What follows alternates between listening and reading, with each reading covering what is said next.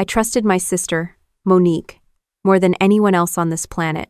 We weren't just siblings, we were practically a two-person survival team after our parents passed. She was the responsible one, the grown-up. I was the Navy officer, disciplined but too busy chasing deployments to worry about home repairs, mortgage payments, or property paperwork. So, when she offered to help me handle things while I was away, it felt natural to say yes. That morning, I was flying out from Pensacola to San Diego for an extended military training rotation. Monique picked me up at 6 sharp, coffee in one hand, a smile too wide for that hour of the morning. Her husband, Colton, sat in the passenger seat, scrolling his phone like always. "You sure you're packed?" she asked. "Yeah, everything's good. Thanks again for helping with the house stuff," I said. She waved it off like it was nothing. "It's just paperwork, Kendall. You signed what you needed at the JAG office, right?" I nodded. I'd signed a special power of attorney a few days earlier so she could pay bills, handle the HOA, deal with utilities, nothing major. The JAG officer even told me, "Only use this with someone you trust completely." And that's exactly what I did. We drove in silence for a few minutes, the kind that feels calm but heavy, like there's something unsaid floating around. Monique hummed along to the radio. Colton occasionally smirked at something on his phone. I thought nothing of it. At the airport, she hugged me tight. Real tight, the kind of hug people give when they're about to do something you won't forgive. "Take care of yourself out there," she said. "Don't worry about anything here." "I won't," I said. "Just keep an eye on the place, okay?" "Of course," she said, smiling again. "You know me. Vri." She handed me my boarding pass, helped me with my duffel bag, and I headed inside. When I turned to wave, the car was still there. She waved back. Normal, right? But as soon as I cleared TSA and looked back one last time through the glass, the car was gone. My flight got delayed, some mechanical issue. 3 hours later, I was still at the terminal. That's when I texted her. "Flight's delayed. Might come back to crash at the house tonight." No reply. I called. Straight to voicemail. 2 hours later, I tried Colton. "Hey, it's Kendall. Just checking if you guys are home." Nothing. When the airline finally canceled the flight, I grabbed my duffel and walked outside. The Florida sun was brutal, the kind that turns your patience into a puddle. I called Monique again. Still nothing. My last text said, "Hey, just tell me if you're home. I'll grab a cab." Still silence.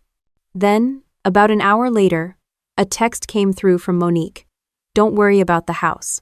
Everything's taken care of. Focus on your duty, sis." It sounded off. Too formal. Too cold.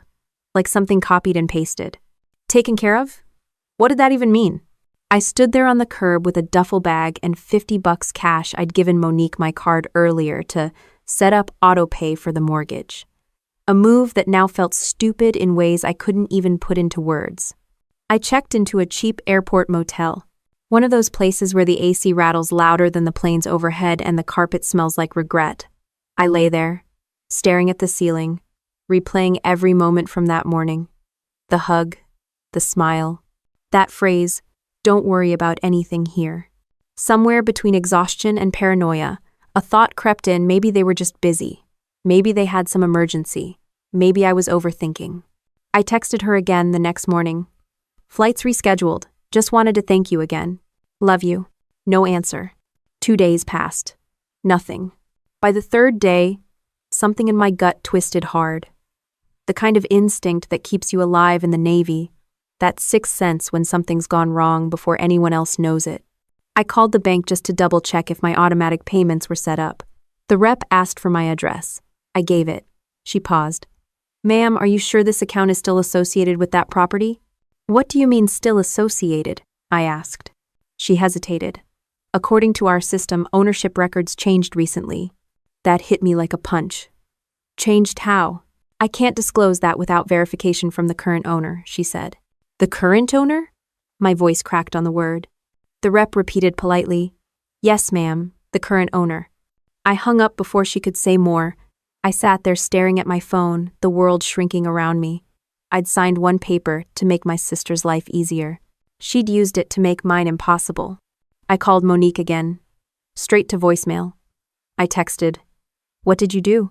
Still nothing. That evening, I sat in the motel lobby scrolling through property records on my laptop. Escambia County's public database isn't exactly thrilling reading material, but there it was, my address, 2148 Palm Creek Drive, listed under a new name, Monique Pierce Barnes. Filed just 1 week earlier. I stared at it for a long time. My name, crossed out, replaced by hers. There wasn't even anger yet, just this numb disbelief, like watching a car crash in slow motion knowing it's yours. I remembered her saying, "You know me." Yeah, I did. Or at least I thought I did. The next morning, I went back to the airport not to fly anywhere, just to sit. The sound of rolling luggage and boarding calls filled the air. People hugged, laughed, waved goodbye, normal families doing normal things. I sat there, realizing mine wasn't one of them anymore. I had no idea that single ride to the airport wasn't just a goodbye. It was a setup. And somewhere out there, my sister was living in my house, probably sipping coffee in the kitchen I built, while I was stuck paying for a motel by the hour, wondering how far betrayal could really go when it's done by family. But the funny thing about betrayal, especially family betrayal, is that once it burns away the shock, it leaves something useful behind. Focus. And I was about to put mine to work. The morning heat hit me before I even pulled into Palm Creek Drive. Florida humidity has a way of making everything feel heavier, even the bad ideas you wish were dreams. My stomach turned as my car rolled to a stop in front of my house, or what used to be my house. The white shutters I painted myself last spring were open, the front porch light was on, and there was a different car in the driveway. I parked on the curb and walked up slowly. The lock was new, shiny, cold. My old brass key didn't fit. I tried it twice before a voice came from behind me. "You looking for someone?" It was Daryl Knox, the retired cop who lived 2 houses down. Always mowing his lawn, always wearing that faded Braves cap. He squinted at me like he couldn't believe what he was seeing. "Morning, Daryl," I said, trying to sound casual. "Just getting home." He frowned. "Home? I thought you sold this place." My brain stalled. "What? Your sister said you signed it over to her, that she and her husband were moving in while you're deployed again." I felt the blood drain from my face. "She said what?" Daryl shrugged, uneasy. "Didn't seem my business, but yeah. Movers came a few days after you left. Thought you knew." I stepped closer to the door. My curtains, Era's old navy blue ones, were gone. The front window showed boxes, new furniture, and through the glass, a shadow moved. Someone was inside. I knocked. No answer. Knocked again, harder. Still nothing. Then a woman's voice shouted, "Who's there?" "It's Kendall," I said. "This is my home." There was silence, then a different voice, Colton's, called back. "You must be confused, Kendall. Go home." I hit the door with my palm. "This is my home." He opened the door halfway, enough for me to see him standing there barefoot, holding a coffee mug like it was just another Tuesday. "Not anymore," he said. "You signed it over." "That's a lie." He tilted his head like he was talking to a child. "Look, I don't know what's going on with you, but you really should call Monique before you embarrass yourself." Embarrass myself. That phrase burned. I walked backward off the porch, keeping my eyes on the doorway. The door shut in my face. I stood there in the street, clutching my useless keys, hearing the sound of my sister's laughter from inside. Daryl mumbled something about "sorry, kid," and disappeared into his garage. I sat in my car for a long time with the AC blasting, trying to piece it all together. I checked my messages again. Nothing. I scrolled through our texts, rereading every "love you" and "don't worry." They all felt like bait now. By the time the sun started to drop, I was still parked there, half hoping Monique would step outside and admit this was some twisted prank. She didn't. I drove to a diner near the highway, the kind where the waitresses call you Hon, and the coffee tastes like melted batteries. I ordered nothing but a refillable cup and sat for hours, staring at the table. At midnight, I went back to Palm Creek and parked down the block, my lights off, engine off. The house glowed like it was proud of itself. I could see Monique through the window, wearing my sweatshirt, the one with the Navy logo, flipping through paperwork at the kitchen island. Colton walked up behind her, kissed her on the cheek. They laughed. It wasn't anger yet. It was disbelief, turned physical, tight chest, clenched jaw, hands shaking, like my own body couldn't decide if it wanted to scream or throw up. I stayed there until after 2 a.m. Then I drove to a cheap motel, again. I didn't sleep. The sound of the AC was too loud, the sheets too stiff, everything too wrong. The next morning, I went back. Because denial is stubborn. Maybe I could talk to her face to face, reason with her. When I pulled up, the same car was in the driveway. My car looked out of place now. Old, practical, paid off with real money instead of fraud. I knocked again. Monique opened the door this time, smiling like she was expecting a delivery, not a confrontation. "Kendall, you're back early." I stared at her. "You changed the locks." "Well, yeah," she said lightly. "Colton lost the spare key. You know how he is." End of 4. Why is my name off the property records? Her smile twitched. "What are you talking about?" "Don't play dumb." I checked. "You filed a quitclaim deed with my name on it." Monique crossed her arms, leaning against the doorframe. "You did sign something, remember? The power of attorney. You probably don't realize it covered property transfer too." "No, it didn't. It was limited." I read it. "Well, maybe your memory's a little foggy. You've been under a lot of stress, right?" That tone soft, patronizing, poisonous. She used to talk to our old dog like that when it got too close to the dinner table. "I'm fine," I said. "Of course you are," she replied, her smile sharp now. "But listen, Kendall, this is really complicated stuff. Maybe it's better if you let us handle it. You stole my house." "Stole?" she laughed. "Come on. We're family." End quote. Behind her, Colton called from the living room. "Everything okay, babe?" "Just my sister," she said sweetly, eyes locked on mine. "She's having one of her moments." That did it. I took a step forward, and she immediately leaned into the door. "Don't," she warned. "You're making a scene." I stepped back, because part of me still believed she might fix this. "I'll call a lawyer," I said. "Good," she said, still smiling. "You'll need one." The door clicked shut. I stood there again, same spot, same stupid feeling like someone had taken the air out of my lungs and replaced it with confusion. I got back in my car, drove aimlessly until I found myself at Bayfront Park. Families were picnicking, kids running around, couples laughing. I sat on a bench and watched them, wondering how something as ordinary as trust could explode your entire life when it's in the wrong hands. The next day, I stopped by the bank again, hoping for some mistake. The clerk recognized me, checked the account, and her face tightened. "Miss Pierce, it looks like there's a new line of credit associated with that property." "How new?" "Opened last week. A home equity loan, $75,000. I felt my throat go dry. "In whose name?" "Monique Pierce Barnes." The clerk looked uncomfortable.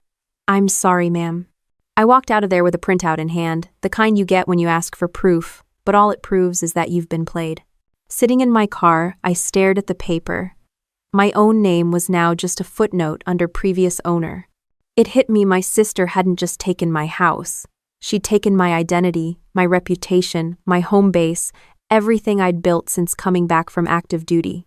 For the first time since this all started, I didn't feel confused anymore. I felt clear. Clear enough to know that what I was looking at wasn't a mistake. It was a setup. And if she thought I was just going to disappear quietly, she'd picked the wrong person to cross. My hands still smelled like the cheap toner from the bank printout when I pulled into the county clerk's office. The building looked like every small-town government office: faded flags, dusty blinds, and that faint smell of paper that's too old to throw away but too official to burn. I walked up to the counter, trying to sound calm. "Hi, I need a copy of the most recent deed filed under 2148 Palm Creek Drive." The clerk, a woman in her 60s with reading glasses hanging on a chain, nodded politely and started typing. "You the owner?" "I should be," I said. She gave a slow, skeptical, "Uh-huh," and kept typing. Then her eyebrows went up. "Looks like there was a transfer recorded last month." "I'd like a copy of that document," I said. She printed it out, stamped it, and slid it across the counter. "That'll be $4. I handed her a 5 and took the page. The words swam a little before my eyes could focus. Quitclaim deed transferor, Kendall Pierce. Transferee, Monique Pierce Barnes. My own name stared back at me, but the signature beneath it wasn't mine. It looked like someone had tried to copy my pen strokes but rushed through it, like they practiced once or twice and figured that was enough. "Is this document notarized?" I asked. The clerk nodded. "Yes, ma'am. Stamped and filed by notary #547 wait. Can I see the notary's information?" She tapped a few keys and squinted.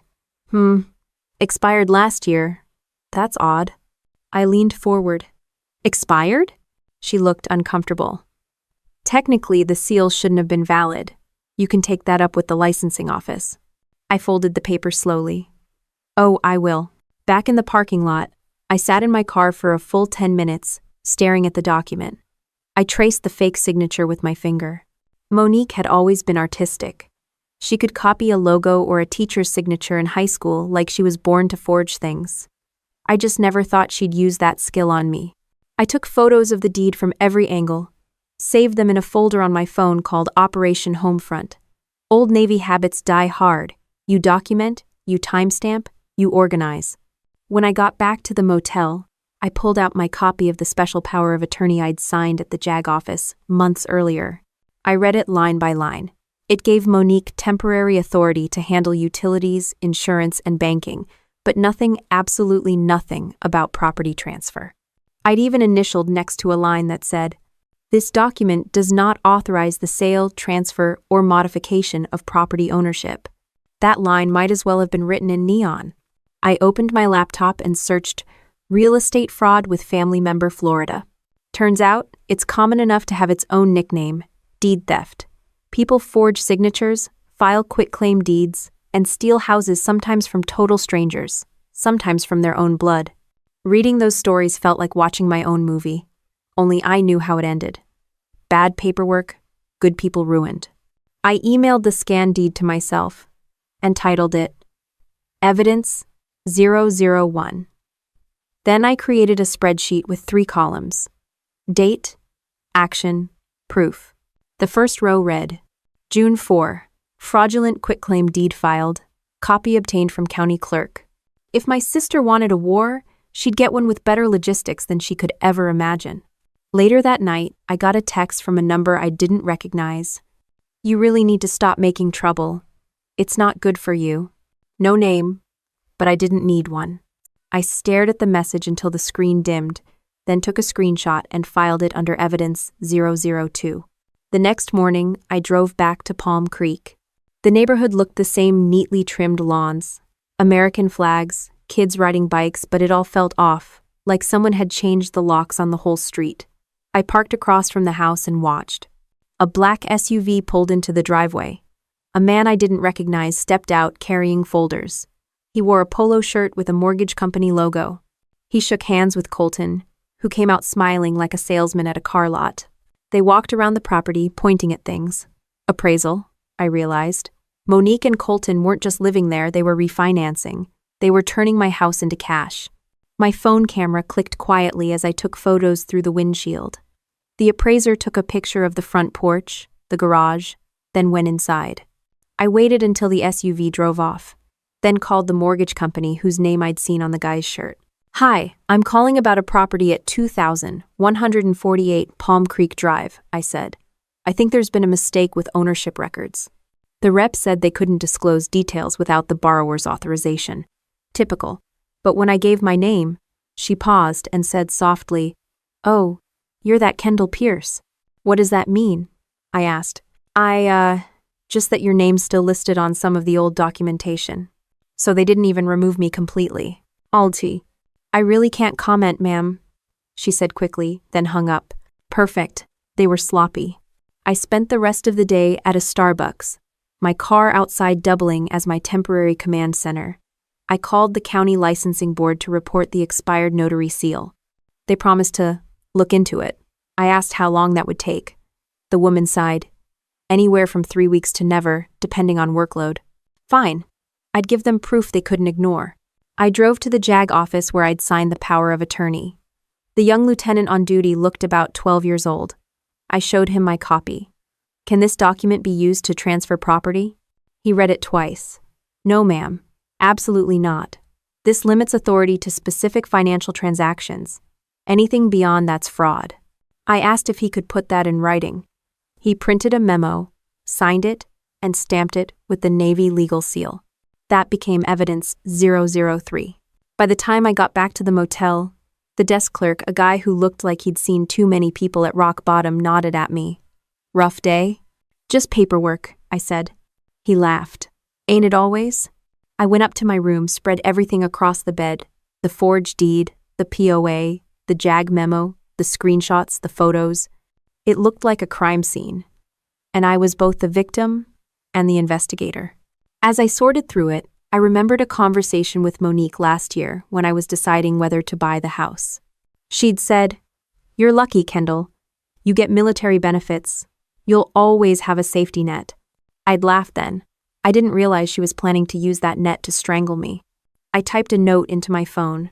Step 1, prove fraud. Step 2, expose them. When I finished organizing, I leaned back in the chair and stared at the ceiling. The motel's fluorescent light flickered. Somewhere outside, a plane roared overhead. The noise didn't bother me. It reminded me of base housing, of deployments, of order. I'd been trained to handle chaos. Monique just didn't know it yet. I picked up the forged deed again and studied it. The line where my fake signature sat was uneven. I noticed something I hadn't before: a second signature below it. Witness, Lisa Mayfield. I didn't know anyone named Lisa Mayfield. But if she was on that paper, she existed somewhere. And maybe she'd tell me what she saw when my name got stolen right off my own house. The first time I saw Monique after finding that forged deed, she was sitting behind her real estate desk like she owned the county. Her office had one of those fake inspirational posters, integrity, doing the right thing when no one is watching. I almost laughed. She looked up, surprised to see me. "Kendall, you look tired." "I'm sure you've been sleeping fine," I said. Her smile twitched. "What's that supposed to mean?"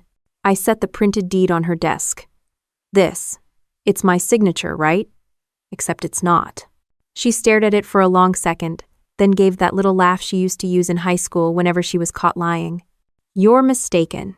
You signed that before you left, remember? You were rushing to the airport." "I signed a power of attorney, not a deed transfer. You forged this." "That." Monique leaned back in her chair and crossed her legs like she was about to give me a therapy session. "Kendall, you've been under a lot of pressure. I know deployments mess with memory. Maybe you don't remember every detail. That's not how memory works." She sighed, exaggerated and patient. "I'm trying to help you. You don't want to do something you'll regret. If you start saying things like that." "Like the truth?" Her tone dropped to a warning whisper. "You'll sound unstable." I laughed, not because it was funny, but because it was so perfectly her gaslight first, guilt trip later. "You're unbelievable," I said. "And you're spiraling," she replied softly, the kind of voice people use when they want the world to think you've lost it. Colton walked in halfway through, holding a folder. "Everything good here?" "Fine," she said before I could answer. "My sister's just having another moment." He gave me the fake smile he probably practiced in the mirror. "You okay, Kendall? You look stressed."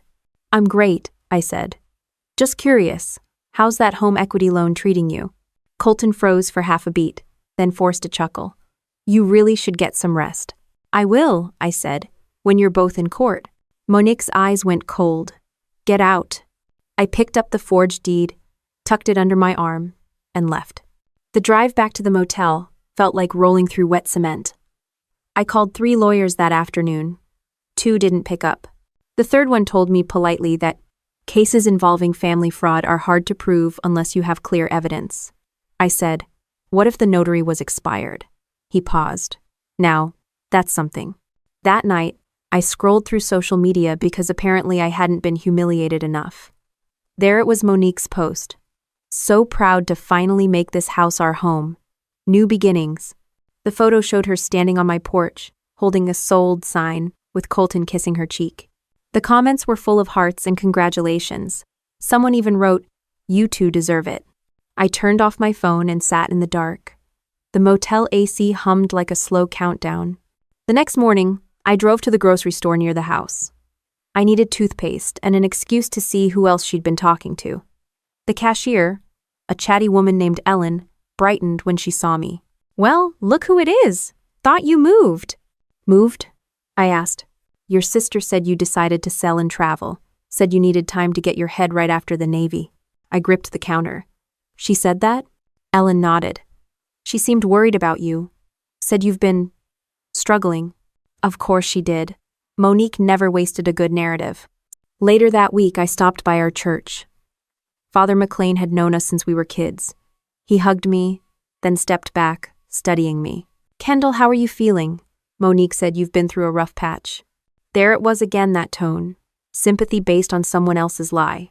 I'm fine, I said, sharper than I meant to. He looked uneasy. If you ever need to talk. I don't, I said, forcing a smile. But thanks. I left before he could say more. By now, it wasn't just humiliation. It was strategy.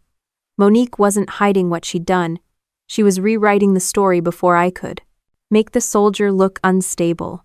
Make the fraud look like compassion. It was smart, in a twisted way.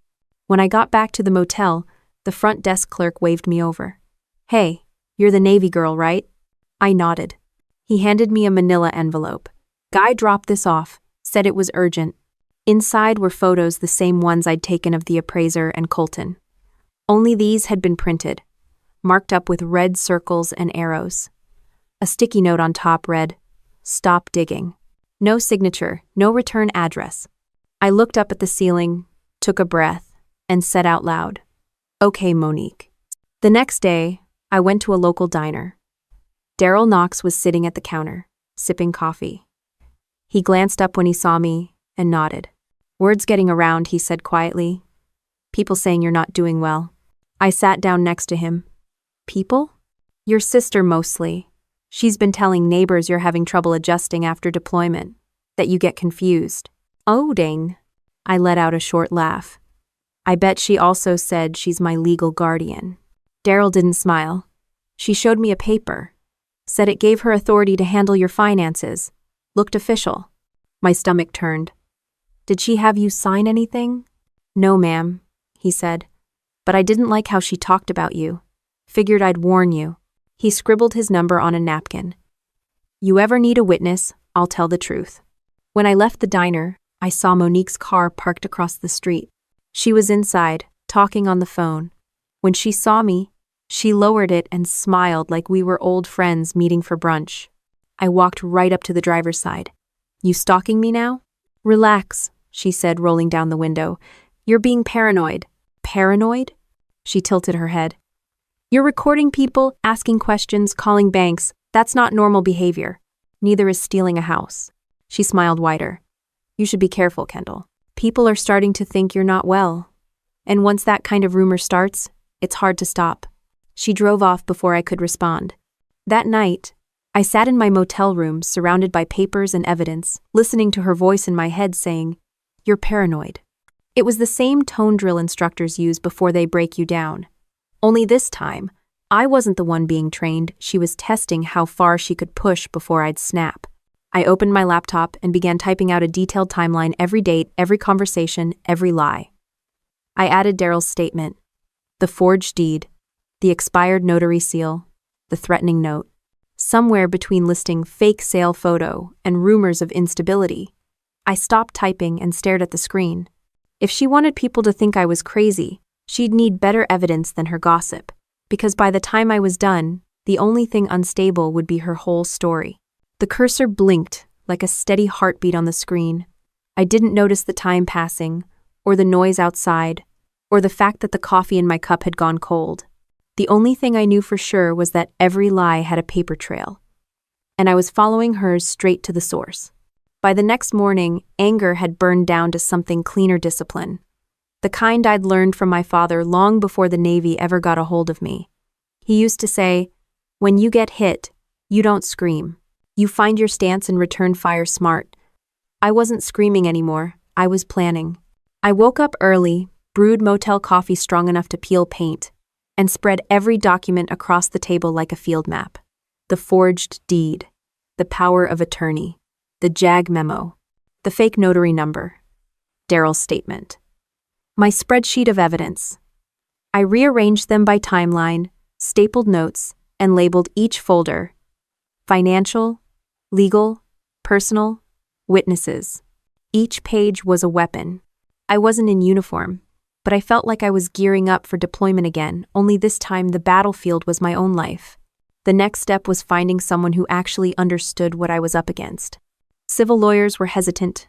Real estate lawyers wanted retainers that looked like ransom notes, and every veteran legal aid office was backlogged. Then I found a name through a veterans forum, Hector Alvarez, former Marine JAG, now private attorney in Pensacola. His office was small, tucked between a pawn shop and a used tire place. The sign out front said, Alvarez Legal Services, truth is its own defense. That sounded like my kind of man. Inside, it smelled like burnt coffee and copy toner. Hector looked up from a stack of papers when I walked in. He was mid-50s, broad-shouldered, with the kind of eyes that had seen more stupidity than patience left to deal with it.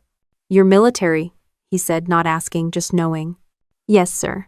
Lieutenant Kendall Pierce, Navy. He nodded once. Have a seat. What'd the bastards do to you? I dropped the folder on his desk. My sister forged a quitclaim deed and stole my house. He whistled low. Family fraud. The worst kind. You got proof? I opened the folder, spreading out the copies like cards on a table. He read in silence, flipping through, his brow tightening a little more with each page. When he got to the JAG memo, he looked up. So, the power of attorney explicitly excludes property transfer. Yes. And this notary number expired a year before the deed was filed. Yes. He nodded slowly. That's fraud. Plain and simple. Something in my chest loosened hearing it said out loud. He leaned back in his chair, crossing his arms. Let me guess. She's already out there telling people you're unstable. I stared. How did you know? Because that's what they do. They isolate you, make you look crazy, so when you come for the truth, everyone already thinks you've lost it. He was right. Completely right. What do I do? I asked. First, you file an affidavit of fraud with the county clerk. That freezes the title, stops any sale or refinance until it's resolved. I nodded, taking notes. Second, you file a lis pendens. It's basically a legal notice that says, hey, this property is under dispute. Touch it, and you'll regret it. He handed me a form. You do that, and suddenly banks and buyers stop answering your sister's calls. I could have hugged him. Then he added, you'll also want to get a witness statement from the notary office. Find out who stamped that paper. And if the name's fake, we can get criminal charges moving. He paused. You said she's your sister. You sure you want to go full scorched earth on this? I met his eyes. She stole my home, my money, and my reputation. I'm past the point of half measures. Aneka. He smiled slightly. Good. Because the only thing worse than betrayal is letting it win. He made a copy of every document and handed me a business card. Keep everything digital and backed up. If you get any calls or texts that sound threatening, record them. No exceptions. Already doing that. He nodded approvingly. Marine's daughter. Damn right, I said. When I left his office, I felt something I hadn't felt in weeks: momentum. I wasn't the confused victim in a motel anymore. I was a trained operator with a mission. I drove straight to the county clerk's office again. The same woman from before, Marla, recognized me. Back again, honey?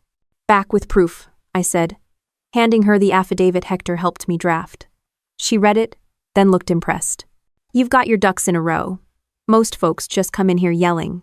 I'm saving my yelling for court. She smiled. Good, I'll get this filed today. Once it's stamped, nobody can touch that property without a judge signing off. As she walked away, she glanced back. Between you and me, that notary number on your file? It's been reported before. Some realtor's been using it off the books. My pulse jumped. Do you know who? She hesitated. Can't say for sure until the investigator looks, but it wouldn't surprise me if your sister's name popped up. That was confirmation enough. Back at my car, I snapped a picture of the filed affidavit, time-stamped it, and uploaded it to cloud storage. My phone buzzed another text from an unknown number. You think you're clever. Keep pushing and you'll regret it. I didn't reply. I just added it to the evidence folder. That evening, I met Hector again to drop off copies of everything. He was in his office, half lit by a desk lamp, writing notes in a legal pad. You did good, he said without looking up. Most people freeze when family turns on them. You went procedural. I don't freeze, I said. He looked up and smiled. No, you don't. He slid a new paper across the desk. Here's what happens next. Once the lis pendens is filed, your sister's refinance gets blocked. She'll notice. She'll get nervous. That's when people start making mistakes. I nodded. Let her. He closed the file. And when she does, we'll be ready to bury her with her own paperwork. As I left the office, the night air felt different. Cleaner, sharper. I drove past my house again, just to see it from the street. The lights were on inside. I could see silhouettes moving in the kitchen. It used to make my stomach twist. Now it just fueled me. They thought they'd taken everything, but they forgot who they were dealing with.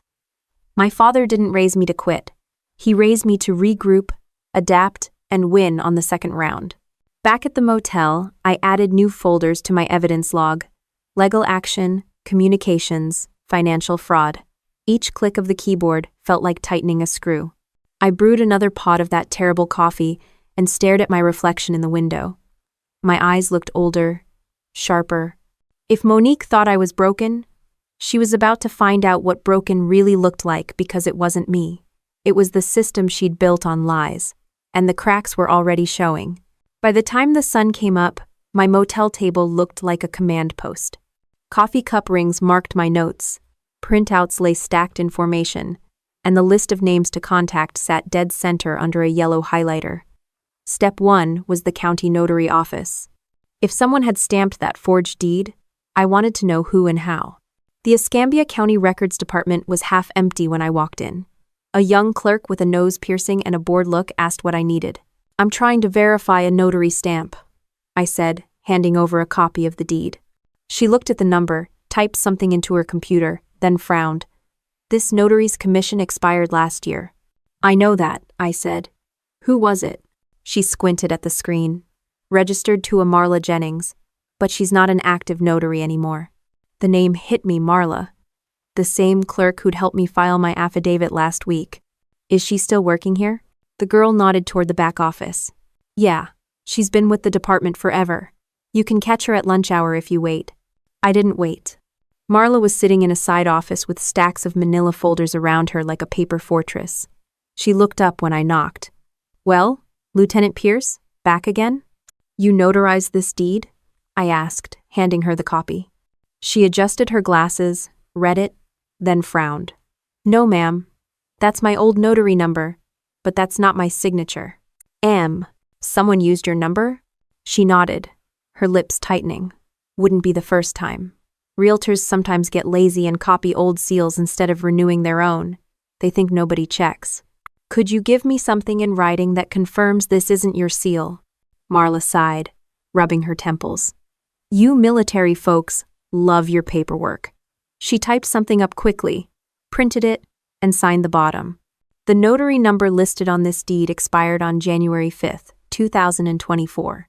This document was not notarized by me. She handed it over. Here. This should make their life hell if they try to sell again.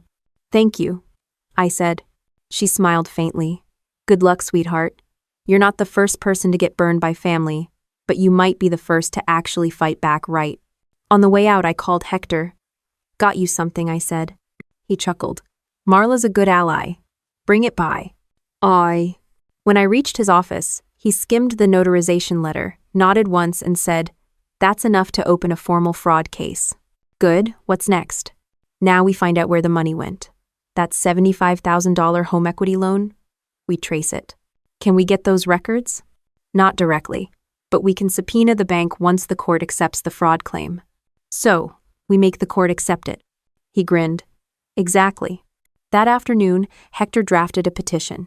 The kind written in cold, legal precision, no emotion, no fluff, just hard facts. He read parts of it aloud as he typed. The defendant, Monique Pierce Barnes, acting under a fraudulent document, obtained property and proceeds through misrepresentation and forgery. Hearing it phrased like that, fraudulent document, forgery, it stopped being a family mess and became a criminal case. By the time we filed, I felt lighter. Until Hector added, Once she's served, she'll panic. Expect her to double down. They always do. He was right.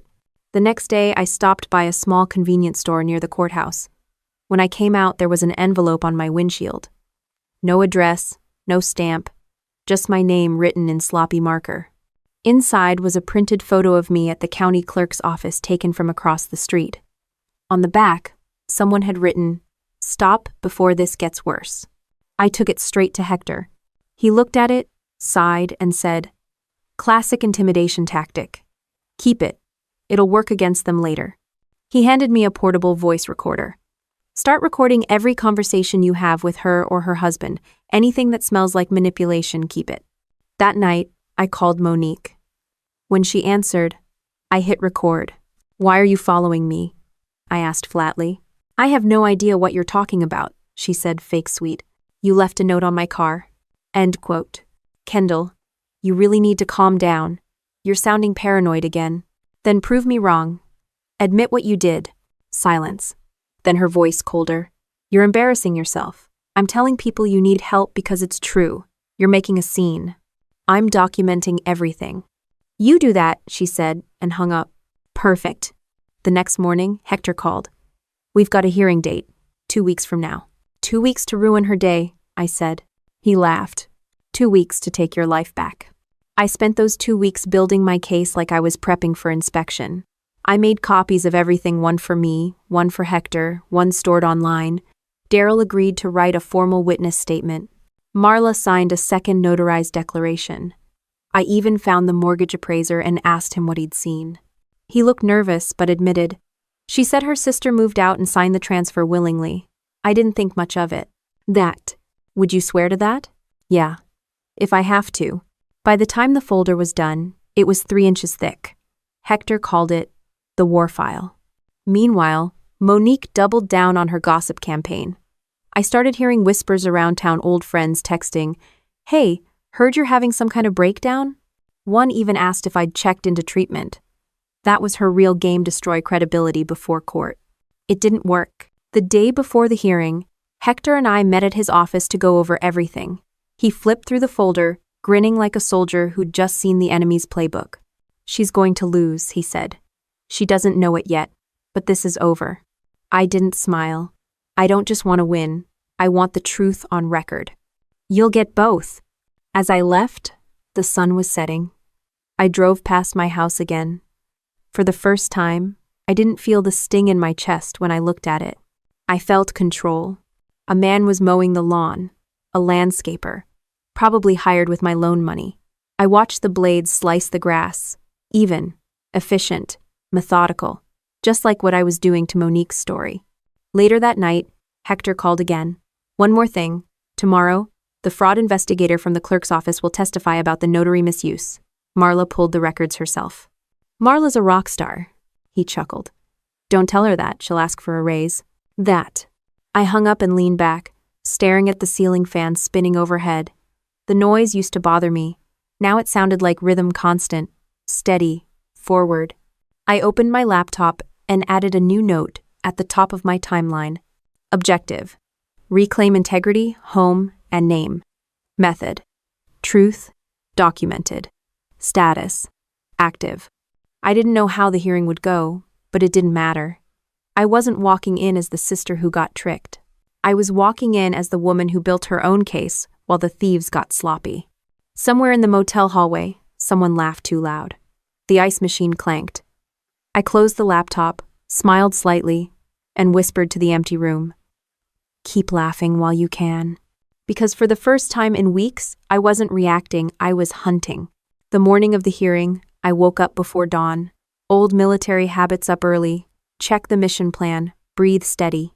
I looked over the stack of evidence one more time, every page marked, cross-referenced, and tabbed. Hector was right. It wasn't just a folder anymore, it was a weapon. The courthouse in downtown Pensacola was already buzzing when I arrived. Hector met me at the steps, holding 2 coffees and wearing that same old suit that somehow looked like armor on him. "You ready?" he asked. I nodded. Born ready. Inside, Monique and Colton were already seated at the defense table. She wore a perfectly tailored blue blazer, hair pinned back, face calm, the image of respectability. Colton sat next to her, smirking like a man who thought the whole thing was beneath him. When the judge entered, everyone stood. I could feel Monique's eyes on me, that practiced half-smile she used whenever she wanted to make me doubt myself. It didn't work anymore. Hector did most of the talking. Calm, sharp, direct. He presented the forged deed, the expired notary statement, the JAG memo, Marla's affidavit, Daryl's written testimony, the threatening messages. He stacked the facts like dominoes, each one knocking the next into place. When it was Monique's turn, she did exactly what we expected. "My sister's not well," she began, her voice soft, dripping with pity. "She's been struggling since her last deployment. We were just trying to protect her assets. She must have misunderstood." "I mean," the judge raised an eyebrow. "Are you saying she signed the deed voluntarily?" "Yes," Monique said quickly. "She came to my office. I had witnesses." Hector didn't even flinch. "Your Honor," he said, "we have video surveillance from the clerk's building on that date showing Miss Pierce was on base nowhere near her sister's office." The clerk hit play on the footage. The timestamp glowed across the screen. There I was, walking through the JAG hallway at the exact time she claimed I was signing over my house. Monique's jaw twitched. Colton shifted in his chair. The judge leaned back. "That's a problem," Hector continued. "Furthermore, the notary seal used on this document belongs to a Miss Marla Jennings, who will testify that it expired before this deed was filed and that she never notarized this signature." Marla took the stand, calm and composed, the kind of woman you can't rattle. She confirmed every word.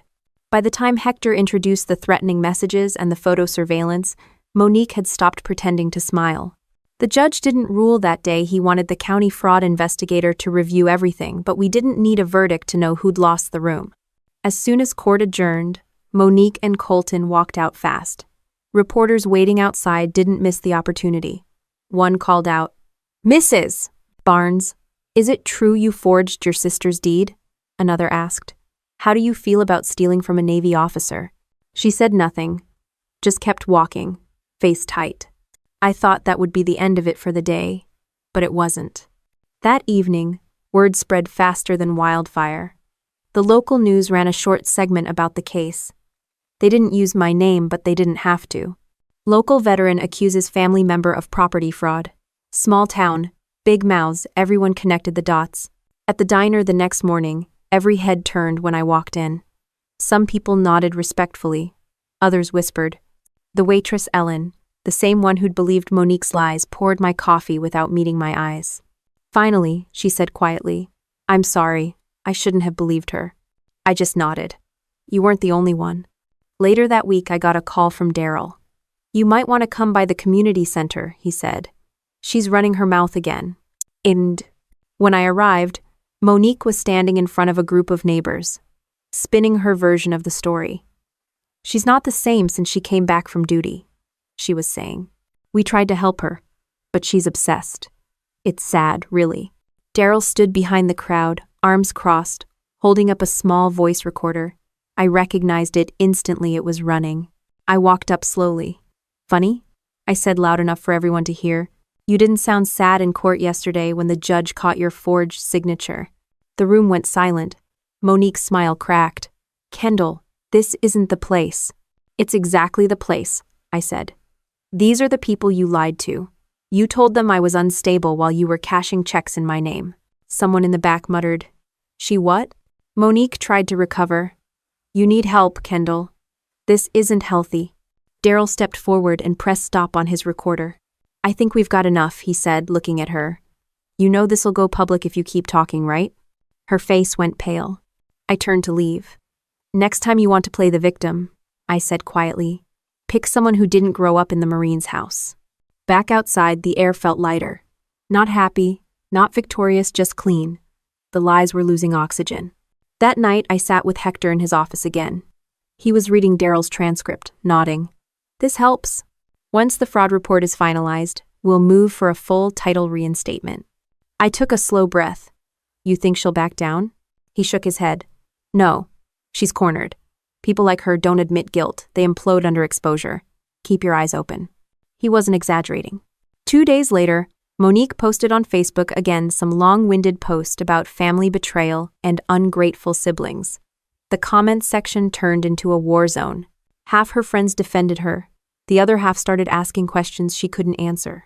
One of them even wrote, "Didn't you say she was mentally unfit? Why is the court siding with her then?"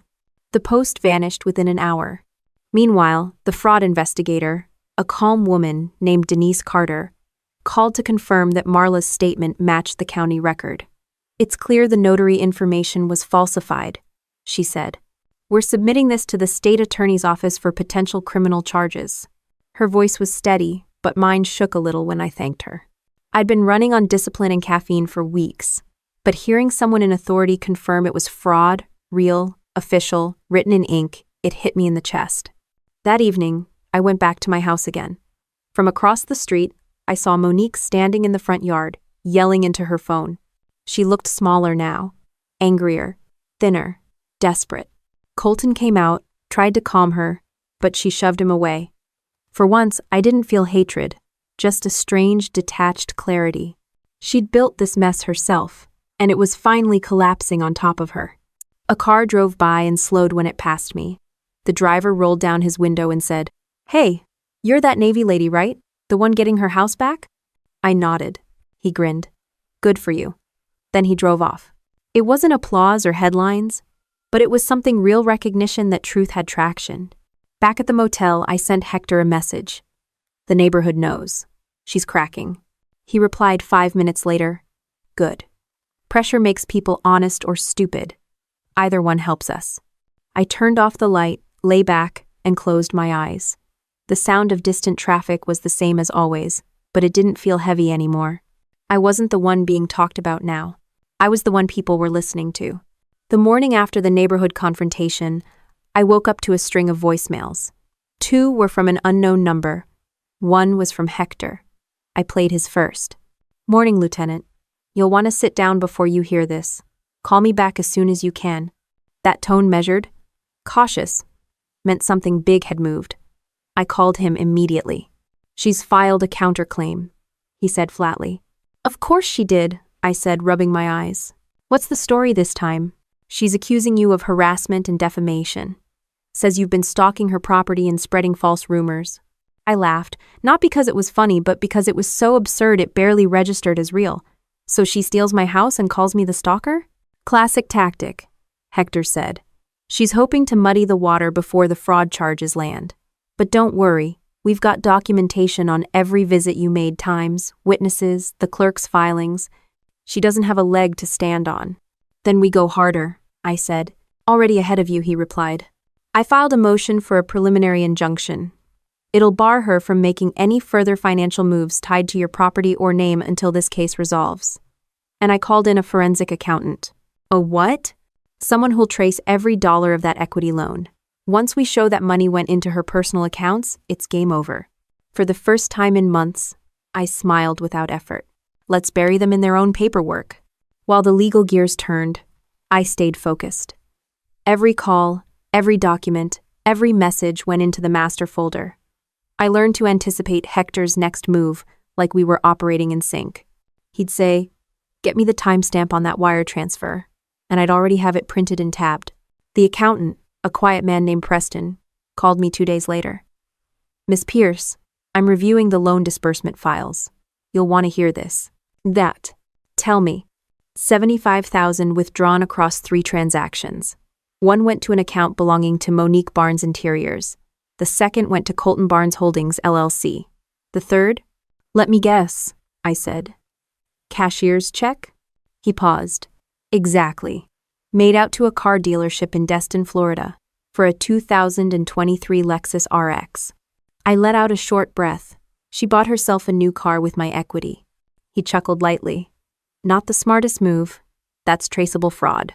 My fix." He emailed the documentation within the hour. 3 color-coded transfers, each one detailing the theft in black and white. When I brought the new evidence to Hector, he grinned. "This," he said, holding up the printout, "is what we call the knockout punch." He drafted a motion to amend our claim. The new count: financial misappropriation under false authority.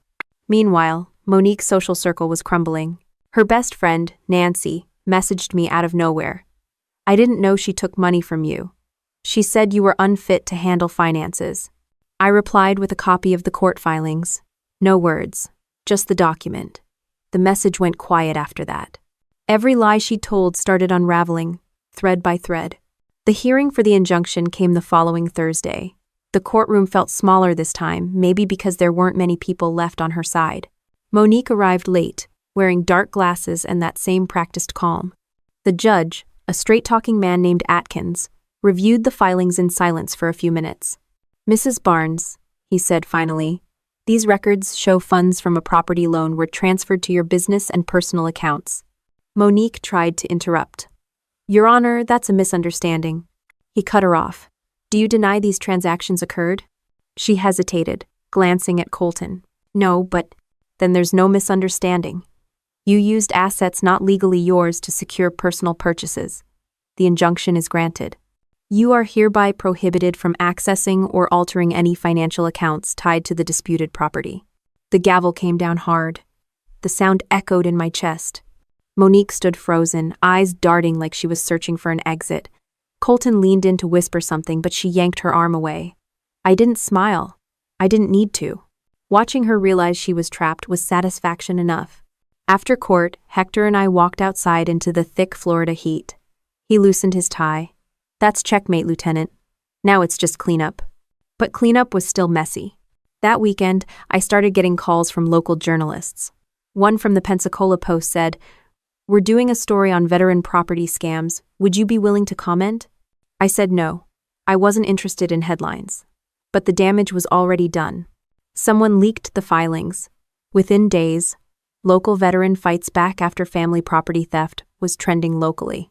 Monique's business page vanished. Colton's company website redirected to a 404 error. And the car dealership confirmed through a reporter that the Lexus was repossessed pending investigation.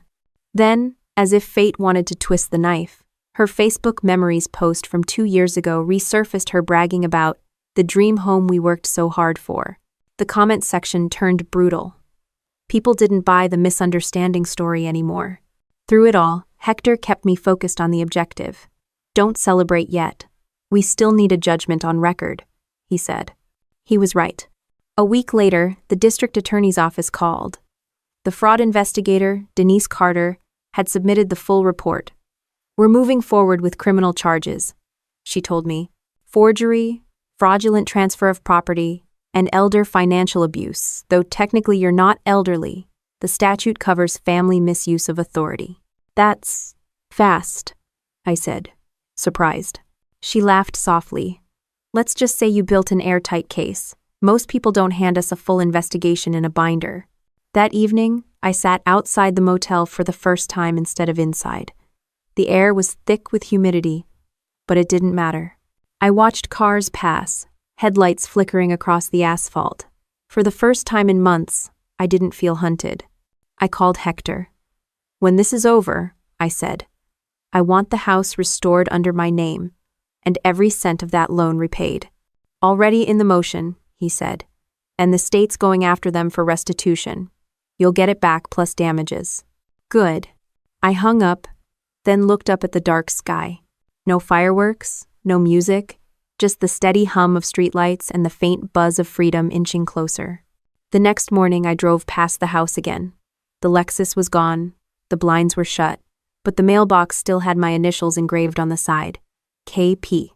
I reached out and brushed my fingers across the metal, just to remind myself that it was real. I'd built that house with discipline, savings, and 20 years of service. She could forge papers, but she couldn't rewrite history. When I pulled away, I saw something unexpected. A for sale sign, lying flat on the lawn, half buried in dirt. It had fallen over, crooked and forgotten. I didn't pick it up. I just drove on, windows down, wind cutting through the silence, feeling the kind of calm that comes when the storm's almost done, wrecking everything it can. Because the one thing about surviving betrayal is this. Once you've seen the worst in people, the best in yourself becomes unshakable. The day the story broke publicly, I was halfway through my morning coffee when my phone buzzed nonstop. Messages poured in from people I hadn't heard from in years old. Shipmates, neighbors, even a couple of veterans I'd mentored during my last posting. Hey, Kendall saw the piece about you. Damn proud. About time, someone took down one of these family scammers. Hell of a fight, Lieutenant. You're an example for all of us. I didn't need to ask what they were talking about. The headline on the Pensacola Post said it all. Navy officer takes down family property. Fraud ring court case exposes systemic forgery. Underneath was a photo of my house. The same one Monique had stolen. The same one where I'd eaten 1,000 Sunday breakfasts with my dad's old military clock ticking in the background. Seeing it again in print hit different this time. It wasn't loss anymore. It was victory in progress. The reporter hadn't used Monique's name directly, but the quotes and timeline made it obvious. Every local who read it knew exactly who the sister was. That was the thing about small towns, you couldn't hide a scandal that loud. By noon, my voicemail filled with apologies.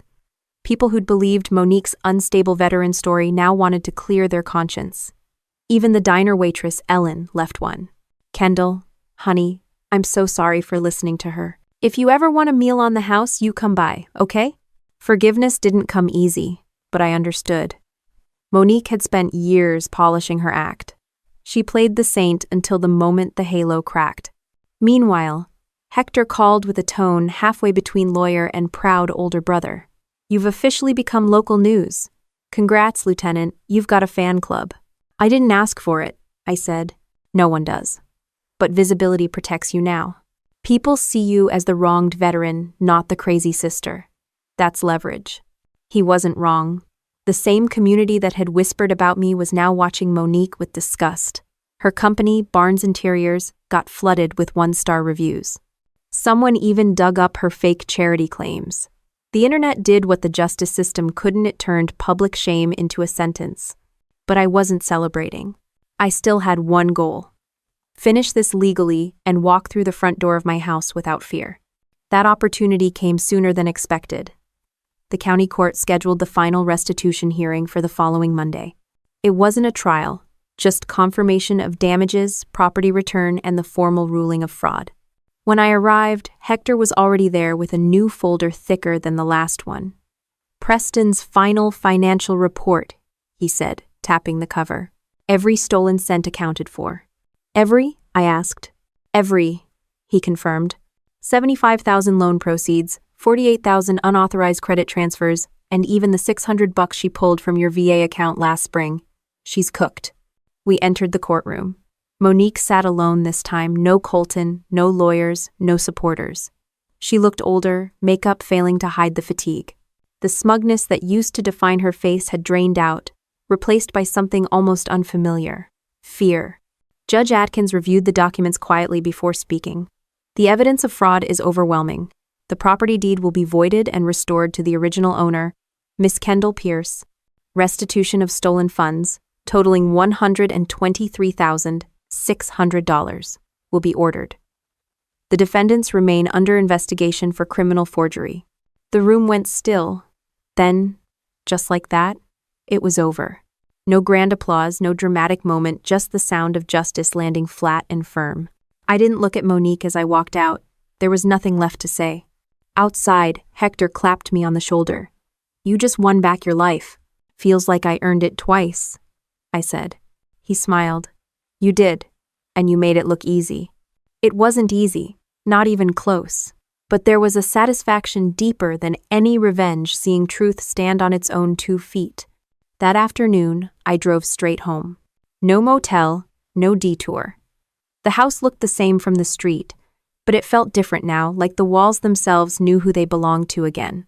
The grass needed cutting, the paint had faded, and the porch light was dead. But none of it mattered.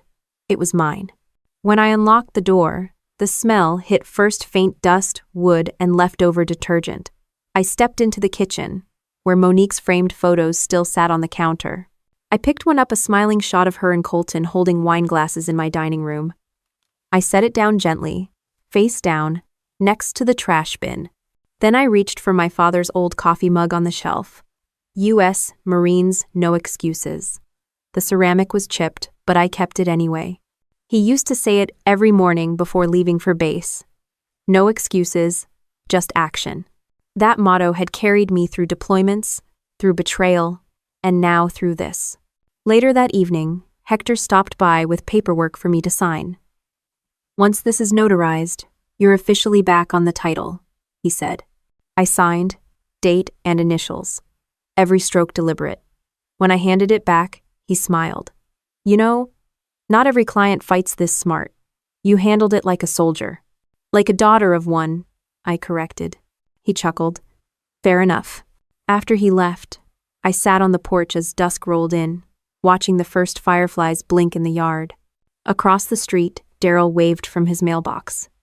"Looks like Justice finally paid rent," he said. "About time," I replied. The neighborhood had shifted. Where there was once gossip, there was quiet respect. Even the Johnsons next door who'd sided with Monique early on walked over the next morning with a plate of biscuits and an apology. "Didn't know the full story," Mr. Johnson said awkwardly. "Most people didn't," I said. "Now you do." They nodded, embarrassed but sincere. The following week, the Pensacola Post ran one last update. Pierce family property restored. Fraud conviction pending against local couple. That headline didn't need a photo. The words were enough. A few days later, a sheriff's deputy served Monique her official criminal summons. She tried to plead out, according to Hector, but the DA wanted a record. "Public deterrent," he said. "They want people to see what happens when you forge a veteran's name." I didn't feel joy hearing that. Just closure.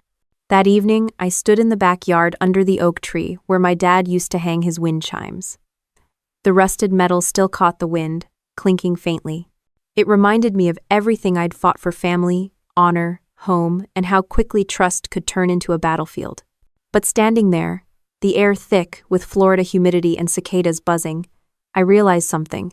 Revenge hadn't fixed anything. Truth had. And truth didn't need noise or spectacle. It just needed proof and patience. I poured myself a cup of coffee, leaned against the porch rail, and watched the sunrise crawl across the fence. For the first time in over a year, I didn't feel like I was surviving. I felt like I was home. When I looked down at my phone, there was a new message from Hector. DA confirmed full restitution order executed. Case closed. Congratulations, Lieutenant. I smiled, slipped the phone back into my pocket, and took another slow sip. The warmth of the mug, the creak of the porch wood, the sound of the chimes, they all said the same thing in their own quiet way. The fight was over, and I was still standing. It didn't take long for the fallout to spread. Once the restitution order was public, Monique and Colton's names were everywhere. Court bulletins, local news, even a veterans' rights blog that picked up the story. The article headline read, "Greed doesn't run in the family, sometimes it gets cut out. Vit." I didn't post or comment, but I read it twice. It wasn't about revenge anymore, it was about closure. Still, watching their world collapse felt like balance being restored. The day after the ruling, I saw the moving truck parked outside the apartment complex across town where they'd been staying. The company logo was hand-painted and peeling, like something hired last minute. Monique stood on the curb, her face pale and tired, arguing with the driver over price.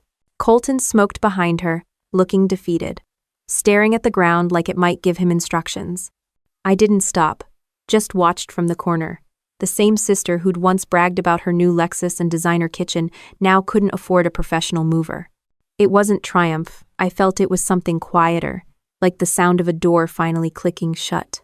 Back home, the first thing I did was scrub the kitchen from top to bottom. Every drawer, every counter. There were still traces of her life in the house: cheap perfume in the bathroom cabinet, wine stains on the tile, a single silver earring behind the couch. I found an envelope tucked in a drawer with her handwriting on it. It wasn't a letter, just a scribbled list of expenses. BMW payment, renovations, insurance, groceries, landscaping, all charged to my name. I folded it, placed it in the evidence box, and locked it away. That night, I sat at the table I'd once eaten at with her and my dad. The same table where she'd probably planned the forgery. I expected to feel haunted, but I didn't. The house was silent, but it wasn't heavy anymore. It just belonged again. The next morning, I drove to the VFW post downtown, the one I'd avoided for months. When I walked in, heads turned. For a split second, I worried the whispers were back. Then I realized they weren't whispers, they were greetings. Lieutenant Pierce, Good to see you. Damn proud of you, ma'am. End quote. Hell of a fight you fought. Commander Lewis, an old Navy man with a gravelly voice, handed me a coffee and clapped my shoulder. We read every word of that ruling. You made us all look good. I didn't do it for that, I said. He grinned. Doesn't matter. You reminded everyone that discipline still beats deception. We talked for an hour about the case, the process, and how veterans too often get taken advantage of by their own families. When I left, he said, "You should tell this story sometime. People need to hear it." Maybe they did, but for now, I wanted quiet. That quiet didn't last long. 3 days later, a reporter from the Gulf Beacon called. She wanted to do an in-depth feature on veterans and family financial abuse. I said no twice before she said, "We want to focus on your legal strategy, how you proved the forgery. It could help others." That stopped me. Helping others wasn't the same as reliving it. So I agreed. When the article came out a week later, the opening line made me sit up straighter. When Navy Lieutenant Kendall Pierce's sister forged her name on a property deed, she didn't expect her victim to come armed with military precision. The rest of the piece wasn't sensational. It was factual, clean, powerful. It explained how veterans often face exploitation from relatives, especially when PTSD or trust issues are used as excuses to take control of their finances. They called my case a model for how truth, documentation, and calm retaliation can expose manipulation. It wasn't fame, it was justice that rippled outward. By the time Monique's criminal case was set for arraignment, her reputation was shredded. Colton had already filed for divorce. Hector told me through a smirk that his new address was a rented trailer outside Milton. Monique, meanwhile, tried to plea down her charges to avoid jail time. The DA refused. "We need to make an example," he said. When the court date arrived, I didn't go. Hector called me afterward. "She took the deal," he said. 5 years probation, restitution payments, and community service at the VA office. VA office? I repeated. Poetic, huh? Poetic was one word. I just hoped she'd actually see the faces of people she tried to use as cover for her greed. Maybe she'd learn what honor looked like. Life settled slowly. I fixed up the house, repainted the porch, replaced the old mail slot with one that didn't jam. The grass grew evenly again. Every morning I'd wake up, make coffee, and open the curtains, something I hadn't done for months while living in fear of who might be watching from the street. Tony, my neighbor, started stopping by again. He'd help fix things around the yard and talk about his time in the army. He was younger, but carried that same old soldier steadiness. One evening, as we were working on the fence, he said, "You know, most people would have given up when it got personal." "Most people aren't trained to keep their heads under fire," I said. He grinned. "That's the Navy talking." We worked in silence for a while before he added, "You ever think about turning all this into something good for others? Like a support group or outreach program?" The idea stuck. That night, I couldn't stop thinking about it. A month later, I met with Commander Lewis again and pitched it. A legal guidance fund for veterans dealing with family exploitation. He loved it. Within weeks, the Pierce Veterans Integrity Fund was official small at first, just a network of volunteers and one retired lawyer, but it grew fast. Every time I helped another veteran fill out a fraud affidavit or report a suspicious family power of attorney, I saw pieces of myself from months earlier, tired, confused, betrayed. And every time I told them, "You can fight this," I meant it from experience. One afternoon, Hector stopped by the center with donuts and a grin. "You've gone from client to founder. You sure you don't want a job at my firm?" "I like my new one better," I said. He nodded, looking around the busy office. "You turned a personal war into a mission. That's rare." "It's what the Marines and Navy both taught me," I said. "We don't waste lessons, we redeploy them." He laughed. "Remind me never to pick a fight with you." The laughter faded into a companionable silence, the kind that happens when something terrible has finally been buried for good. Later that week, I stopped by the courthouse one last time to pick up a certified copy of the property deed, my name, bold and untarnished, printed in ink. The clerk smiled when she handed it over. Always nice to see the good guys win. I folded it neatly into a folder marked Final Copy and tucked it under my arm. Outside, the sunlight bounced off the courthouse steps, sharp and warm. As I crossed the parking lot, I caught a glimpse of Monique, on the far side of the street. She was wearing community service gear, holding a clipboard, standing in front of the VA office doors. We locked eyes for a second. She looked away first. I didn't feel anger, just clarity. Walking to my truck, I thought of what my dad once told me after a long deployment. You can't control the storm, only how you rebuild afterward. He'd been right about that, too. And I was rebuilding, one steady piece at a time, without excuses, without bitterness. Just the calm certainty that comes when you've faced greed, fought it, and walked away with everything that mattered intact. The house felt different now. Not new, just real again. The kind of quiet that used to haunt me had turned into something steady, almost peaceful. I woke up to sunlight spilling through the windows instead of that dull gray shadow that had followed me for months. The walls didn't echo anymore. They breathed again. Every morning started the same way now.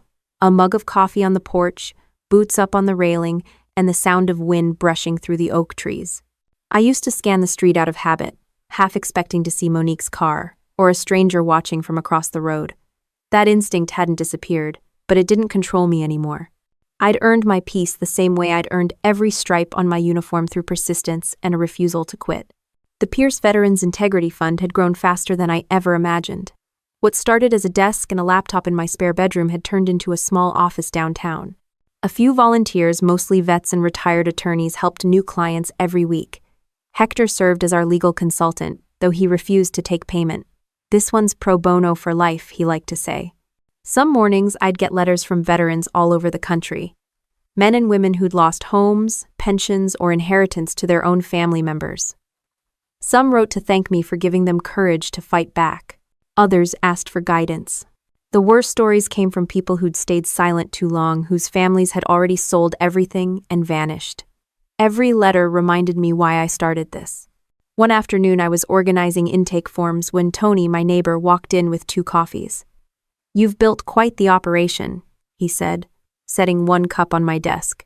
"You know half the county's calling you Lieutenant Justice, right?" I laughed. "Sounds like a bad comic book." He grinned. "Maybe, but it fits." Tony had been a steady presence through all of it, never overstepping, never pitying, just showing up when needed. Sometimes we'd talk for hours about service life. Sometimes we'd sit in silence, fixing the fence or cleaning the gutters. There was a comfort in that kind of simplicity. No pretense, no drama, just 2 people who'd seen enough chaos to appreciate quiet.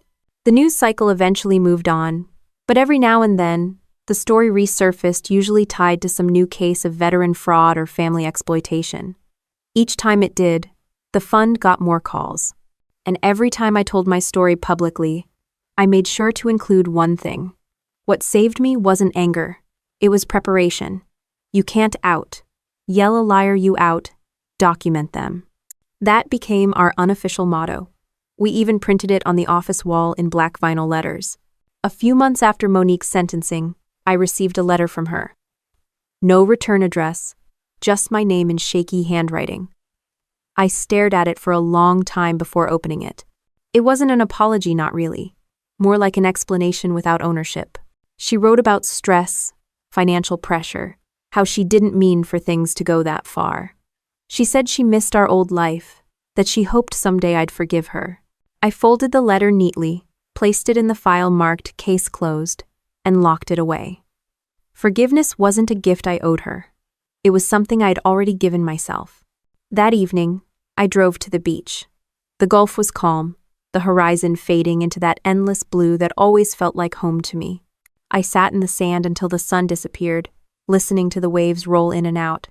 It struck me how different the sound was from the chaos of everything that had come before. Steady, predictable, patient. The next morning, I hosted our first official integrity workshop at the fund.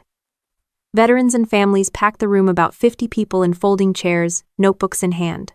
Some wore uniforms, some wore civilian clothes, but everyone carried the same look in their eyes, a mixture of hurt, frustration, and hope. I stood at the front and told my story from start to finish, not as a victim, but as a blueprint. I showed them how to organize evidence, how to file fraud affidavits, how to document abuse without letting emotion cloud the process. When I finished, a woman in the front row stood up, She looked about my age, Army veteran, still wearing her old unit patch on her jacket. "Lieutenant," she said, voice steady but trembling. "I thought I was the only one. My brother took everything from me after I got injured. I didn't think I could fight it." "You can," I said. "And you're not alone. Not anymore." Afterward, she came up and hugged me. "You saved me," she whispered. I shook my head. "No, you just needed permission to fight back." That night, the volunteers stayed late cleaning up. Tony brought pizza, Hector dropped by to check the mail, and the whole place buzzed with tired satisfaction. It wasn't victory. Exactly, it was something stronger. Purpose. As the last person left, I stood alone in the office and looked at the photo hanging near the entrance. My father in uniform, standing tall with that same look of quiet resolve I'd seen in the mirror lately.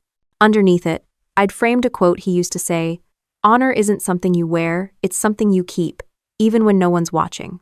That was the heart of it all. A few weeks later, the VFW invited me to speak at their Memorial Day event.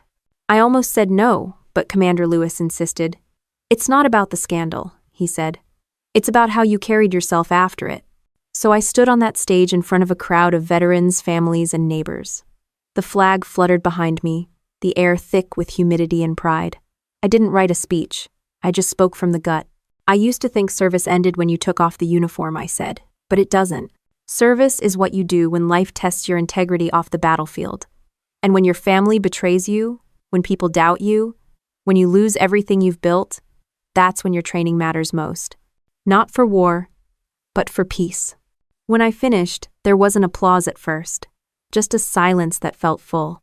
Then someone started clapping Tony, of course, and the sound spread across the crowd.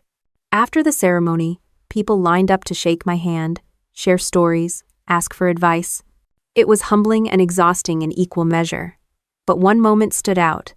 An older Marine approached, stooped but strong, and said, "You did what most people can't. You won a war without firing a shot." That hit deeper than I expected. Later that night, I drove home and parked under the same oak tree that had shaded our yard since I was a kid. The porch light glowed softly. Inside, the wind chimes swayed against the window, the faint metallic notes dancing with the breeze. I walked through the house, my house, and paused by the mantel. There sat my father's Marine photo, my Navy insignia, and the official court document restoring the property title. They didn't look like trophies. They looked like proof. Proof that honor, once tested, doesn't break. It sharpens. I poured a last cup of coffee and stepped onto the porch as the night settled. Somewhere in the distance, I heard laughter from a neighbor's backyard, the kind of sound that used to remind me of what I'd lost. Now it reminded me of what I'd rebuilt. I took a slow sip, the bitterness fading as the air cooled. The stars were faint but steady overhead, just like everything else in my life, now hard-won, unpretentious, real. Whatever battles were left in this world, I knew I'd meet them the same way I had all the others. Calm, prepared, and unshaken. Because some wars end in silence, and sometimes that's the sweetest victory of all.